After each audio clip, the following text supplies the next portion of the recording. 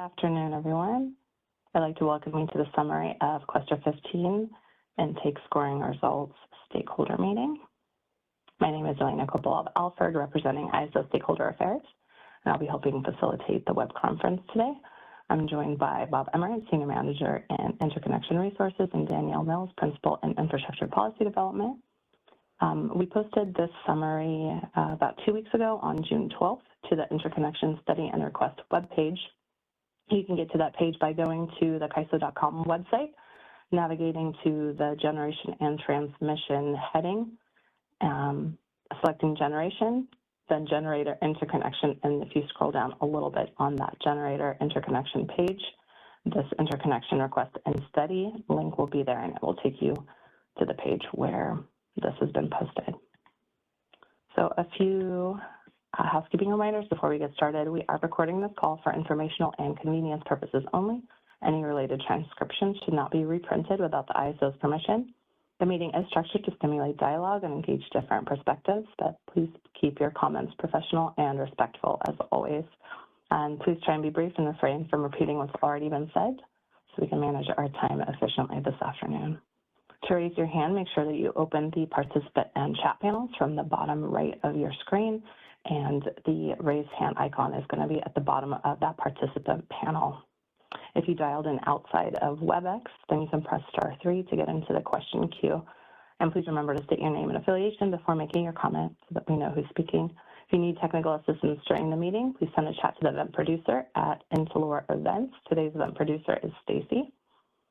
And you can send your questions in the chat to all panelists. You just have to open up the chat window from the bottom right to be able to see that window there. Okay, so our agenda for today is that Bob is going to be sharing, doing a screen share of that summary document, and we'll be taking questions throughout, and then we'll make sure that we have question time left over after as well before we wrap up with next steps. So here I'm going to hand it over to Bob.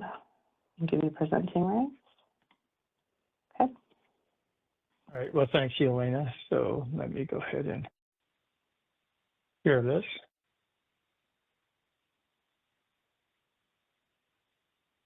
So rather than actually developing any slides for this, I'm just going to go ahead and basically cruise through the report as it is. So hopefully this is something that looks familiar to you, that you've seen this before and you reviewed this.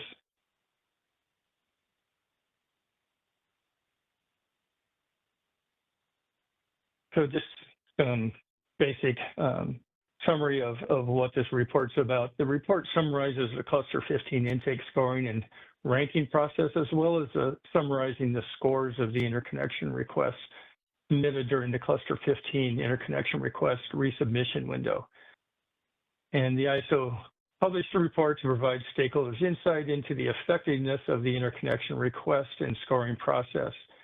And it's important to understand the ISO is required to maintain customer confidentiality on these scores. So the ISO provided this information in a manner to allow for meaningful stakeholder review while maintaining customer confidentiality. And the report provides information on all of the resubmitted Cluster 15 projects that met the criteria to proceed to the scoring process, and the points they received in the various scoring elements used to determine each project's total intake score.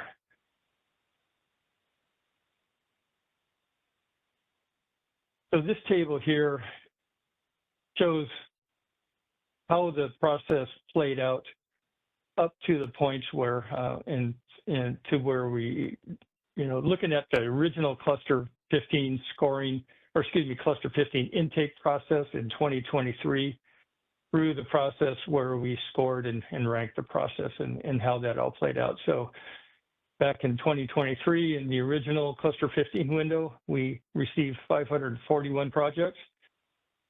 During the resubmission window in 2025, that was decreased down to 255 projects, which was roughly a 53% reduction in the number of projects. And then based on that 255, 177 projects then proceeded to validation based on the scoring and ranking process. for a 31% reduction from the resubmission window. And so, Bob, let me know when you're ready for questions, and I'll prompt. Yeah, I thought, I just want to remind everybody, let's go ahead and take questions as we run through this rather than waiting to the end. We've got a lot of different charts and tables, so let's tackle the questions as we hit them. So why don't we go ahead and stop at this point and see if there's any overall questions on the report that are just more general before we get into the specific data. Yeah, we've got one hand from Susan Schneider. Hi, Susan Schneider, Phoenix. Yeah, hi, Susan Schneider, Phoenix Consulting. Can you guys hear me okay? Yeah, you're coming in loud and clear. Thanks. Okay, perfect. Okay, people don't usually ask me to speak up. I was wondering, we had a little discussion with the large scale solar station LSA members, and we're wondering what your conclusion about the scores having to be confidential, where, what your thoughts were about that, because we had many people, and certainly consensus of the group was that while there could be some sensitivity to that, they were actually more interested, especially in this first application, that in the transparency as opposed to the the confidentiality of overall scores. So I was wondering, can you talk about why you felt that the scores had to be confidential, or there's very highly aggregated here, and I think it limited some of the information that could have otherwise been gleaned. And so we understand that was a trade-off, and we're just wondering about your thoughts about that.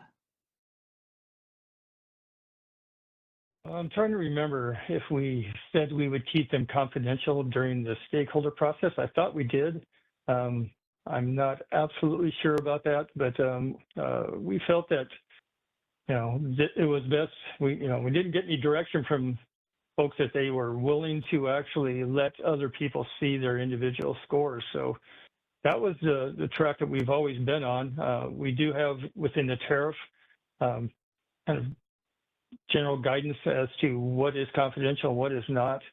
This is not listed, the scores that projects get is not listed in the public information within the tariff. So it seems to fit tariff-wise into the confidential information. So that's the way we've handled it and felt it was most appropriate to do it that way. Okay. Where would it be listed if it was public information? Where would it be listed? Oh, you mean you said it wasn't listed in the tariff. What's public? Yeah, I just there are. Yeah, go ahead. Sorry. Yeah, basically the tariff says that all information is confidential outside of the information that is required for posting into the Q report. Okay. And then just sort of a little bit of a side question. Is it possible, we noticed there wasn't any information in the report here about energy-only non-reimbursable projects. They'd only talked about reimbursable projects, and there is no distinction in the Q listing between reimbursable and non-reimbursable projects. So I'm wondering, could you release information for the non-reimbursable projects and make that distinction in the Q listing for these projects? That's something that I think we could probably do. I think you probably understand that the non-reimbursable projects do not have to be scored. So, right. So there is no scoring information on those. But that's something we might be able to do. Since our Q report for cluster 15 doesn't come out of RIMS, it gives us a little bit more flexibility without having to do any software adjustments to make changes. So I think that's something we probably can do. So we'll take that back and look into that. Okay, really appreciate it. Thanks so much. Thanks, Susan. We've got a couple more hands in our queue. We've got Rianne Quadro and then Soumya Sastry after that. Rianne, go ahead. Rianne Quadro, Gridwell Consulting on behalf of EDFR. I understand, Bob, the confidentiality question, and I'm not sure where the tariff would fall either way on that. I'm going to look up the citation, but could that potentially be a topic for our IPE discussion this coming fall? Like, perhaps now that we've got our first report, we can collectively look at that and decide if that's enough information for everyone to feel like we can track this item together.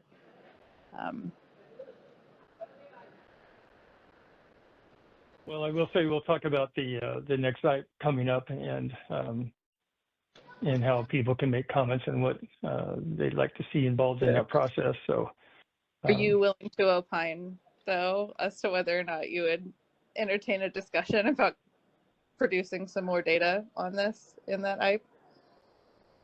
Well, I think we'd have to see what overall customers' input on that is first.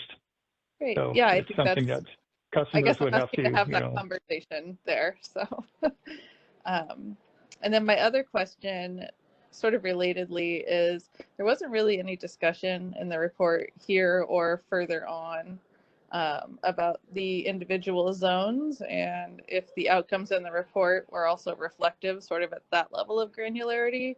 Given your concerns with confidentiality, I can understand why, but could you share with us maybe on the call today if you saw sort of outcomes in the respective zones that were different than the overall trends? I really don't have that data at my fingertips to really speak to it at any level. So, you know, that's something that we kind of generally looked at, but I really can't speak to it at this point without doing some further analysis for you.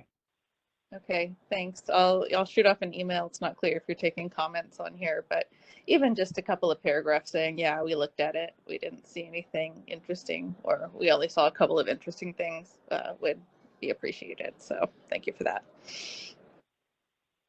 Hey, Ryan, this is Danielle too. A couple things. On your request to consider scoring confidentiality or more transparency around scores, we can talk about that internally and, you know, as Bob mentioned, we'll talk more about kind of how we're planning to scope the next initiative at the end of this call. But the one thing I just want to make sure everyone's aware of is, I think if we were to make any of the scoring information public, it would be incredibly difficult to release like specific scoring information that couldn't be used to uncover more information about specific interconnection requests. And so that is part of the challenge, is it may be difficult for us to get too granular. And to the extent that we do consider getting more granular, I think there has to be an understanding that that may kind of open everything up to other parties. So we can explore it, but I think that's going to be kind of a messy conversation. Yeah, I mean, I it's think going to require some analytics. Even in the context of your current tariff, confidentiality is, and I'm reading from Appendix KK here, information related to technology, research and development, business affairs, or pricing. Maybe the score is pricing related, but not really. Maybe business affairs related, arguable. It just seems like we could have that discussion as an IPE topic and see how people generally feel about it. Yeah, okay. We hear you on that, and we'll consider it. And then just on the question of data by constraints, I want to make sure I'm kind of understanding your question, but I do think there's a little bit of information that sort of starts to point at the, and we'll get to this, but starts to point at the fact that maybe scoring was highly variable because of the constraint. But again, we couldn't share information about which constraint had which score, because that might have been one of those things that sort of then that's used to unravel. You want to be careful, you know, at this point, since you're protecting the confidentiality, to not provide enough unique detail for reverse engineering.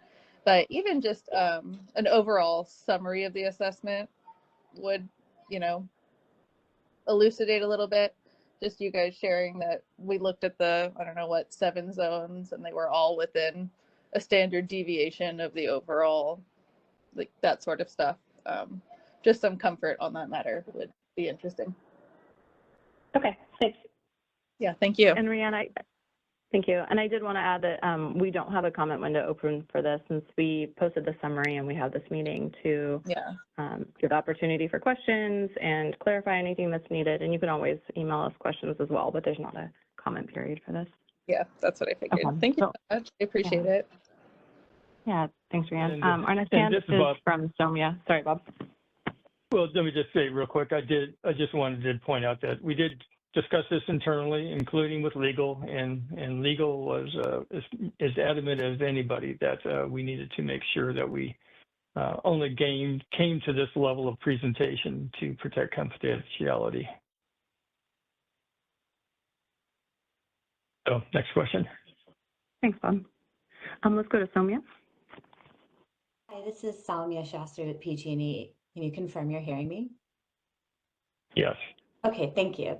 So first is a clarifying question I had, and I'll just jump in. It was kind of related to this one and also figure 19. So the clarifying question, so as I understand this, so 177 is after the points allocation. So these were the project, this is after, these are the projects that were allowed to go into the next phase. Is that right?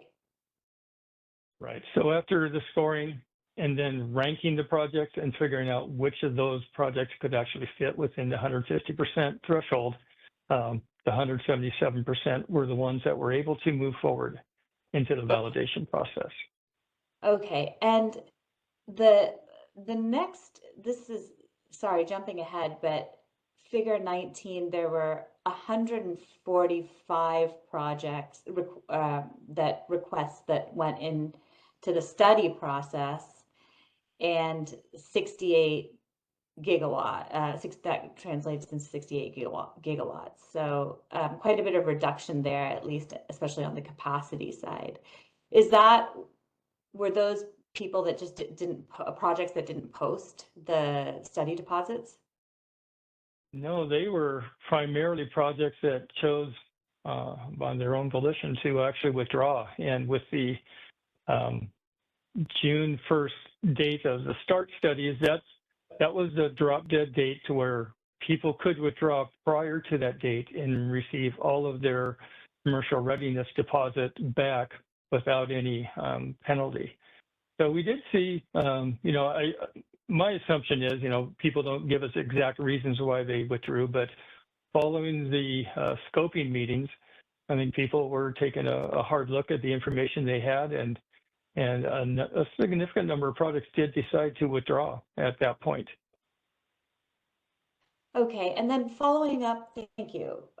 Following up on the sort of the chorus of what more information can be provided from an LSC perspective, and looking at it with some of an eye towards what we're trying to achieve, it would, in terms of the MOU, it would be interesting, if possible, if you had an overall general analysis about what kinds of projects continued versus were eliminated. So it looks like a lot of it was because of the POI constraint.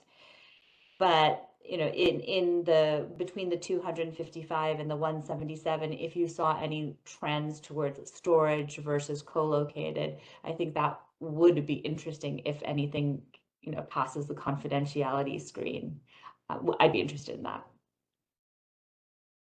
Okay. Thanks. Yeah, we'll take that back. Frankly, I don't know if that we'll see any real trends in that, because those kind of information was not really taken into account. But it's possible there's something that we might be able to find, but I suspect that we really wouldn't. Okay, thank you. Okay, thanks, Soumya. We have a hand from Fernando. Fernando, go ahead. Hi, good afternoon. It's Fernando Cornejo with Southern California Edison. And just dovetailing on the line of questioning that just took place. Bob, regarding the drop off from 177 customers that were actually, I guess, considered to be eligible to move forward to the studies, and the eventual 145 that ended up going or proceeding, the IEP initiative did not contemplate that interim step of withdrawals, as I recall. And so my question is there any adjustments so that you can make up up to the 150% per study zone to reflect the drop off of the 32 or so customers, and whatever it is, roughly 30 gigawatts of capacity? Yeah, that's one thing that we really felt within the tight time frame that we have within the FERC schedule that was given to us out of FERC Order 2023, that we really didn't have time to go back and do the further analysis to figure out, what projects might be able to kind of get shoehorned back in because they didn't make it through the first time.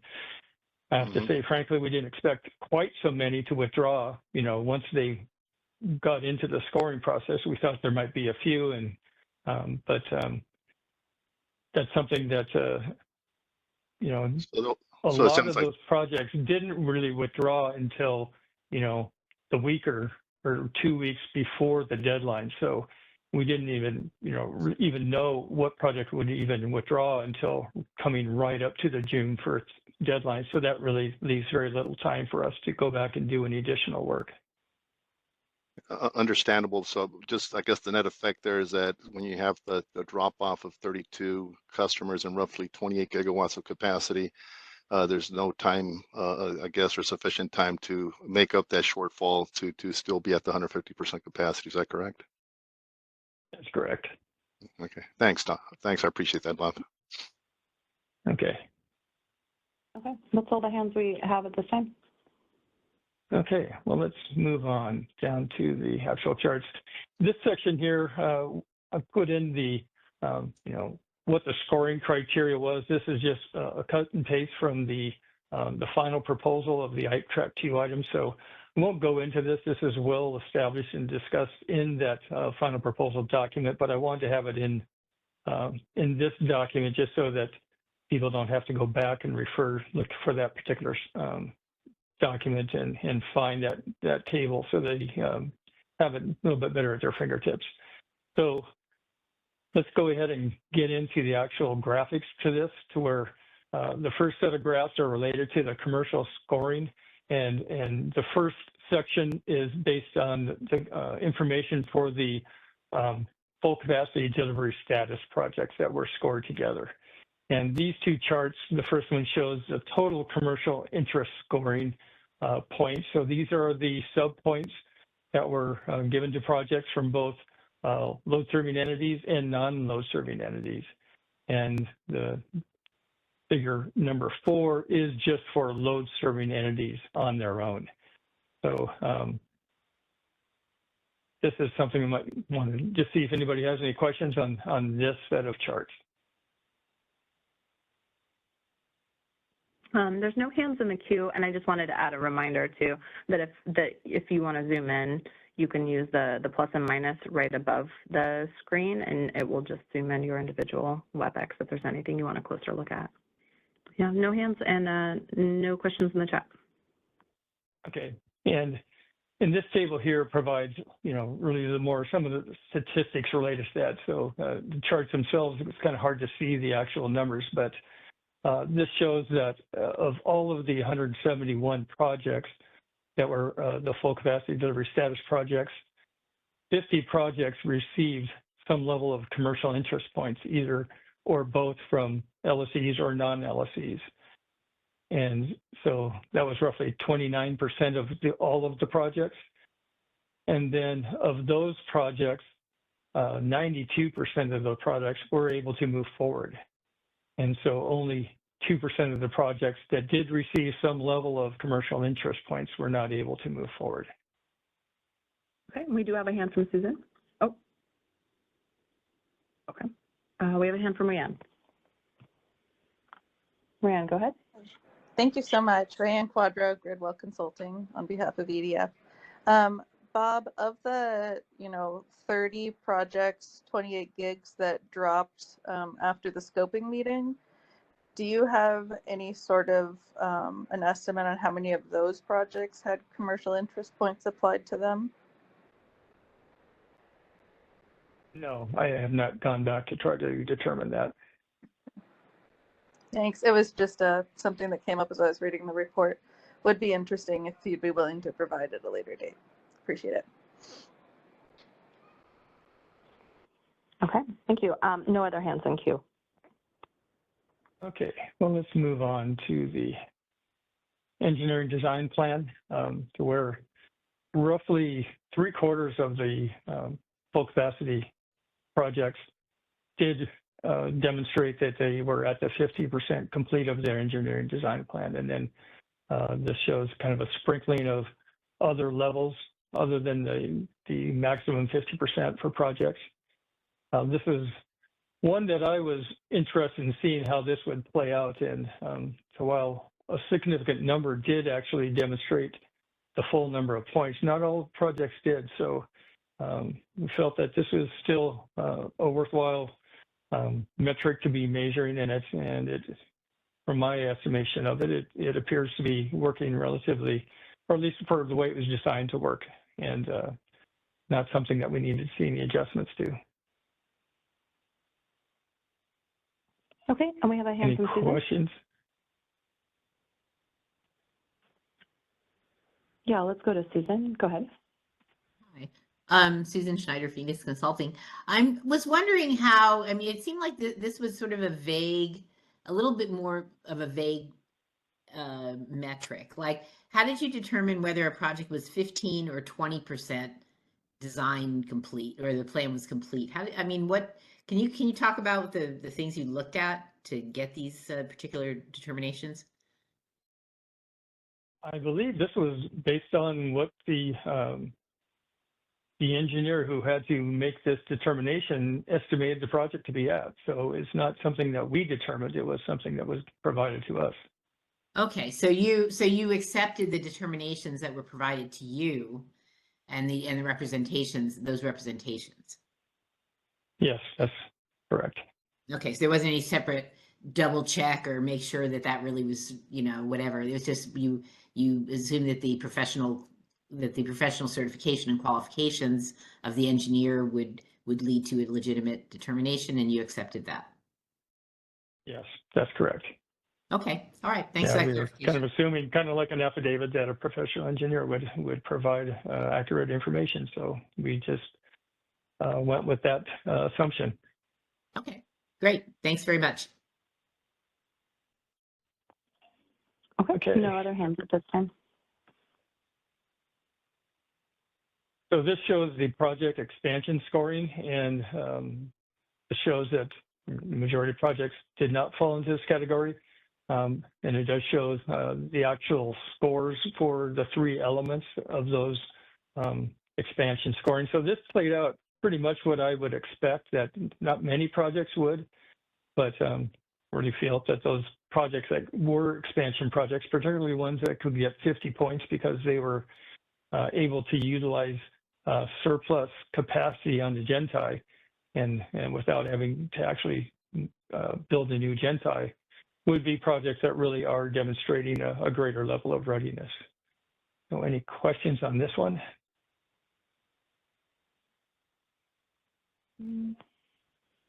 No hands currently. Okay, and the last criteria within the scoring metrics were that one was for those that would qualify for local resource adequacy in areas that had a demonstration for need of additional local resource adequacy capacity.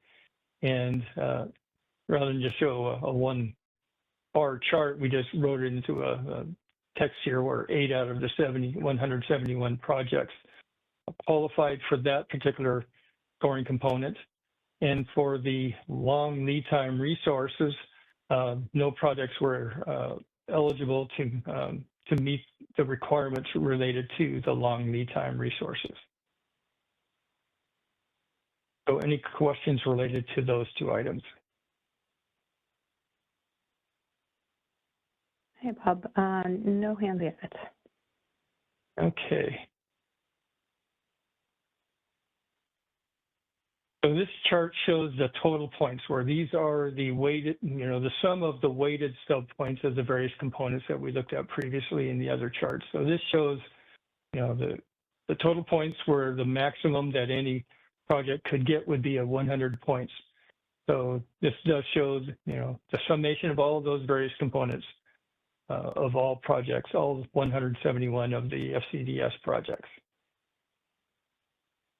And I can always go back if someone has a question on this, but let me move on to. Susan has her hand up. We can go to Susan. Yeah, hi. Why don't I just describe this one here? I don't know, Susan, before you jump in, because you may have questions on this one here, where it shows Sure. the same information, except for in this case, it segregates out those that, as it was labeled here, failed, which means they were not chosen to move forward into the validation process because they did not have high enough scores. And then the other ones that actually were moving forward into the validation process. So the same data, just separated out into two different components of this chart. So go ahead, Susan. Yeah, thanks. So this is one area, just echoing what Rayanne had said earlier. This is one area where it would be really super helpful to have some information about either have this by zone, or if there were some certain zones where you needed a higher score, or you had, you know, is more competitive, or, you know, just, and, you know, where the last score that was accepted had to be higher here. I just think it would be, you know, people, this is very limited usefulness to put it all together like this. I mean, I appreciate having the data at all, but if you scroll back down to like figure 8, the same kind of question there, where well, anyway, even if you don't, but anyway, the same kind of question where you're looking at these total points, but it doesn't give you a feel for if for in the future, say for cluster 16, you know that, and of course things may not be the same, but it would be good to know if certain zones were more competitive than other zones where you had to score better, you had to do better to be accepted.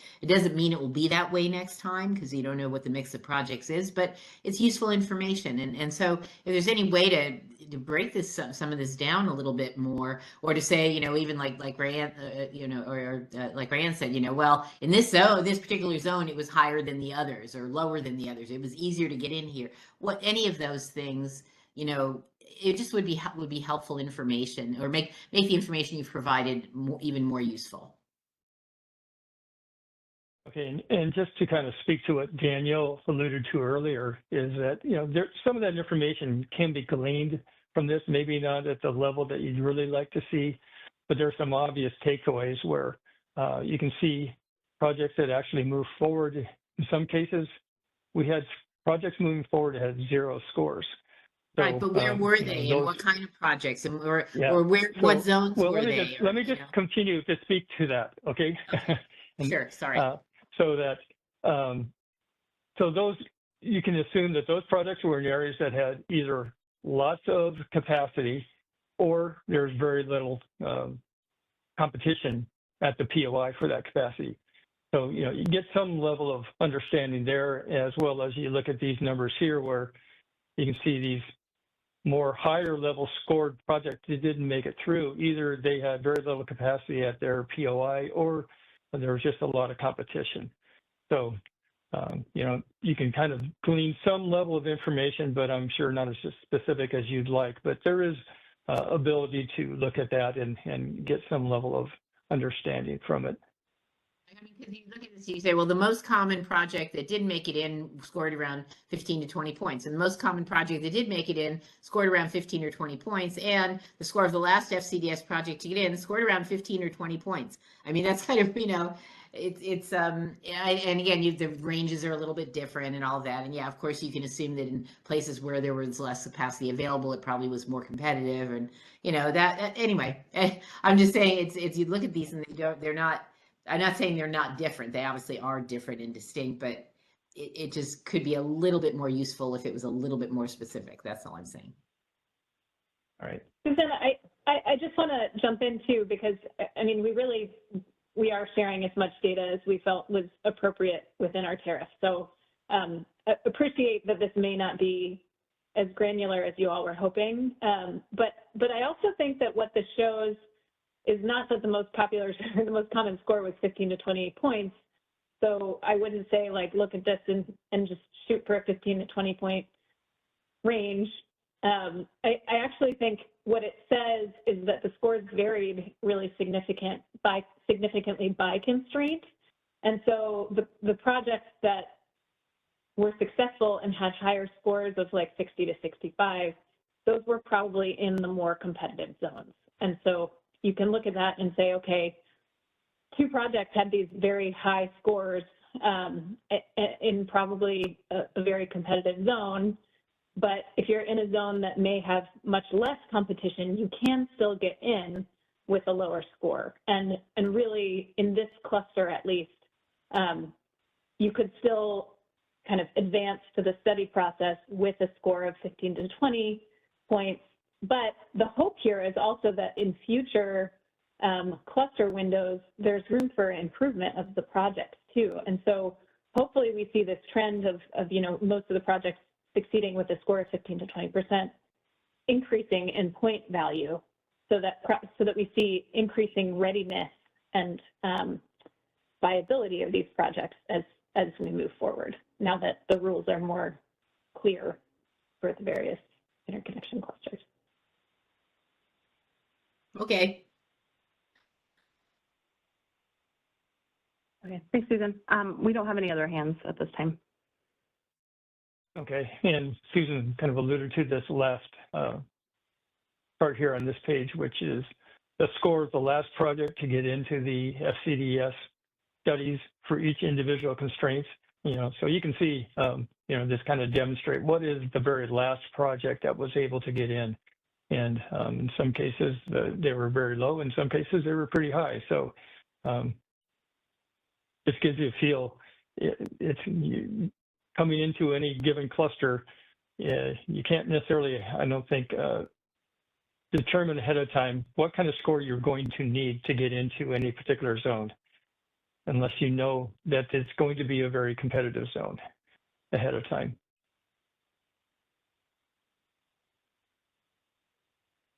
Okay, so now let's get into the energy-only scoring.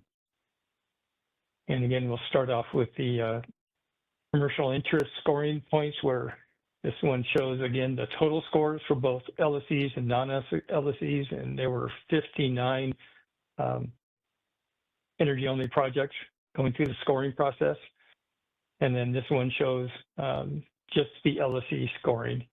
And then this table below provides a little bit more of the statistics around that, where out of those 59 projects, we had a total of 29 projects that received either points from an LSE, a non-LSE, or both. And that represents 39% of all of the energy-only projects. Of those, 80% were able to move forward, and that represents 27% of all of the energy-only projects. And of those projects that did receive some commercial interest points, 7% of the projects did not move forward. So any questions on this information? Yeah, Susan, is that a new hand? Hi, Susan Schneider, Phoenix Consulting. I had a math question. On the percentage of those receiving commercial interest points advancing, if 84% received LSE points and 50% received non-LSE points, how could only 80% have received any commercial interest points? Did it have to be at least 84%?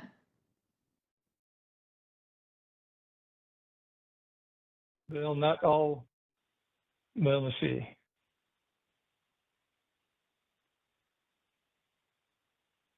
Well, I don't know. That's something they have to double check the math on. Okay, yeah, I mean, it just seems like it has to be at least as much as whatever the smaller number of the LSE versus a non-LSE one is. Well, it is in between the two. No, I know, but all the other ones, and look at all the other ones. It's got to be at least as high as one or the other. Because the third column is you've received them from either one. And so Right. it has to be at least as high as the other two columns. Well, I'll have to double check the math to see, but. Okay. Thank you. Okay, that's all our hands for right now. Okay. So these two charts show the engineering design plan scoring and the project expansion scoring, where within the engineering design plan. It could be anywhere from 0 to 50, where in the project expansion, those were distinctive points that projects would hit at various levels. Any questions related to this? Bob, it sounds to me like your audio is cutting out a little bit, but I'm not sure if that's just for me. Samia added in the chat that I think for the previous chart that the columns added up vertically. The percentages are by column. I don't see any hands at this time. Okay.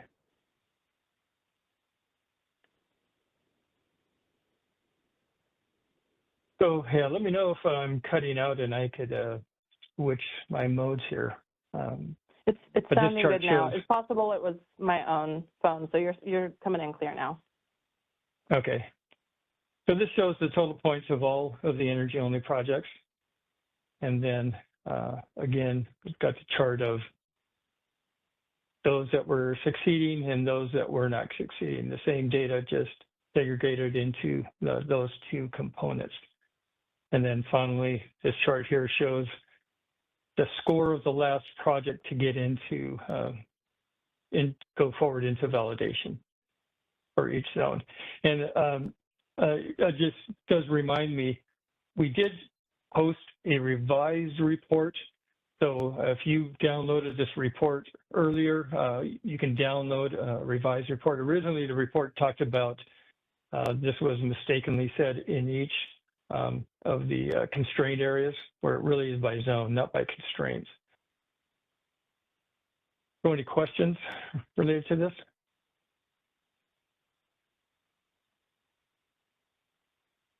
We have no questions. Okay, well, let's move on.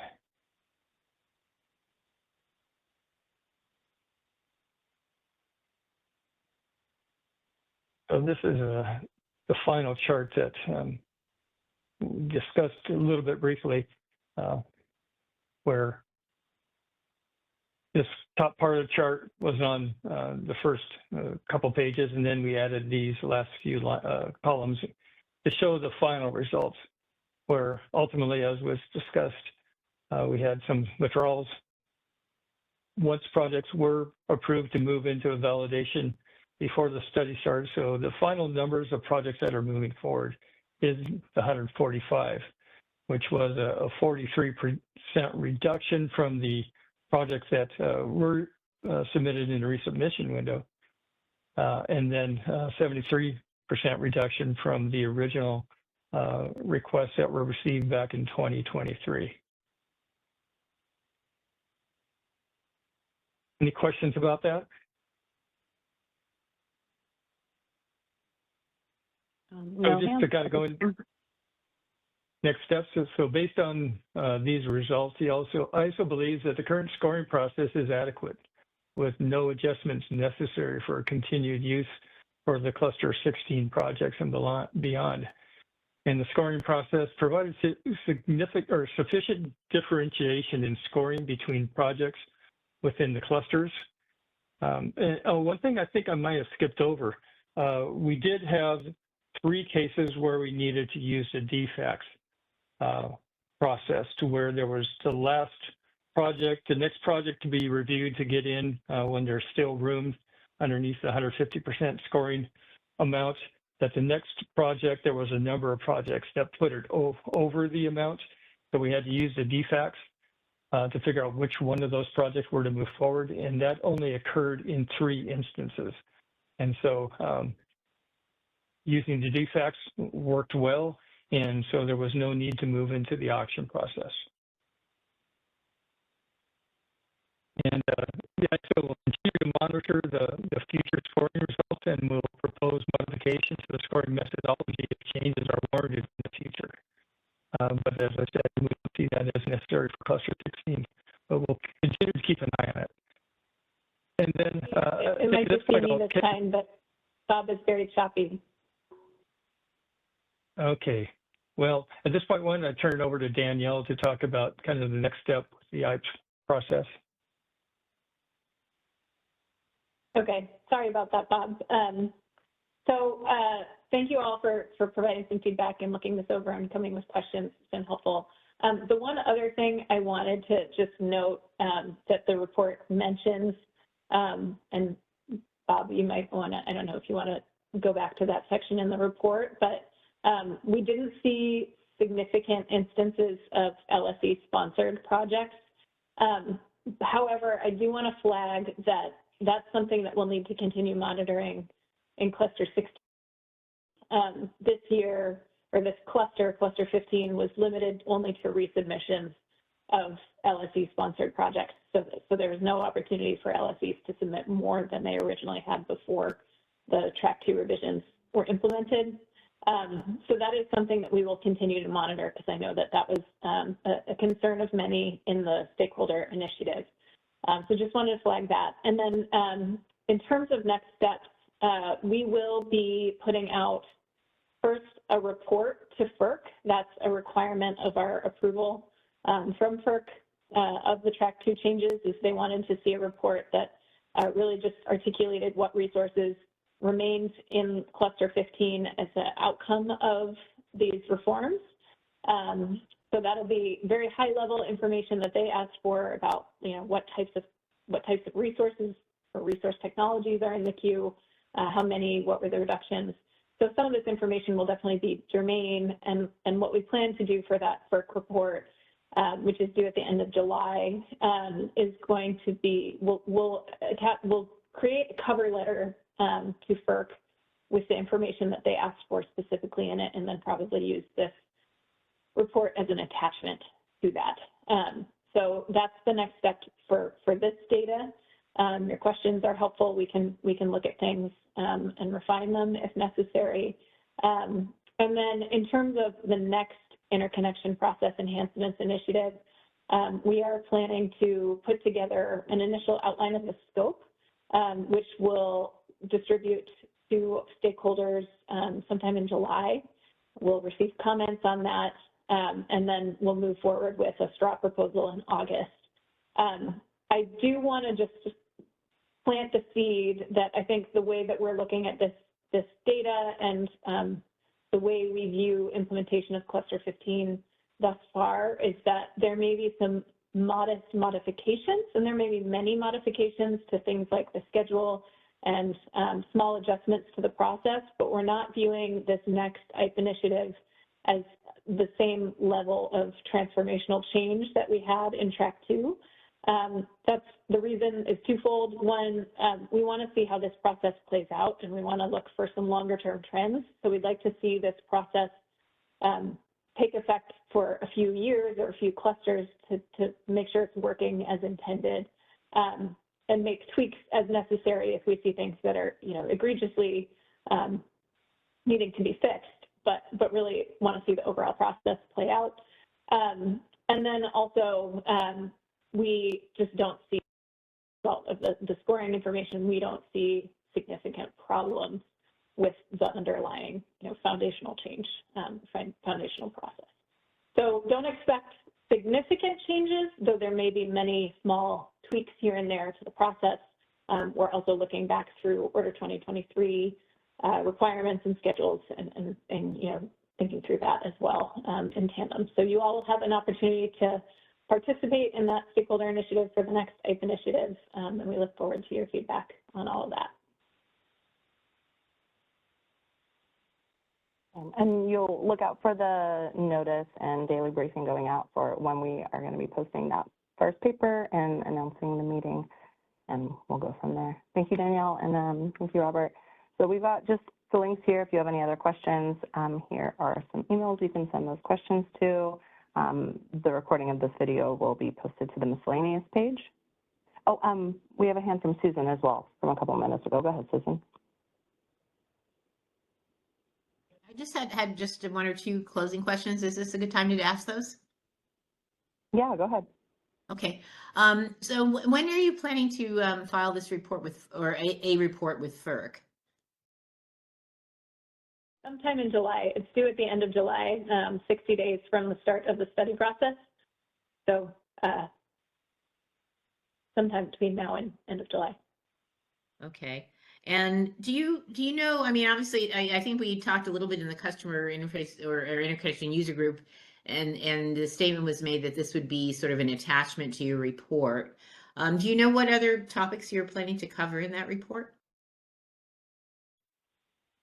Just what I said, the basics of what they asked for was, it was relatively high level. They wanted information on the content of the queue. I don't have the exact information from the order in front of me, but this is the report that we just discussed is, I think, much more granular than any information that they requested.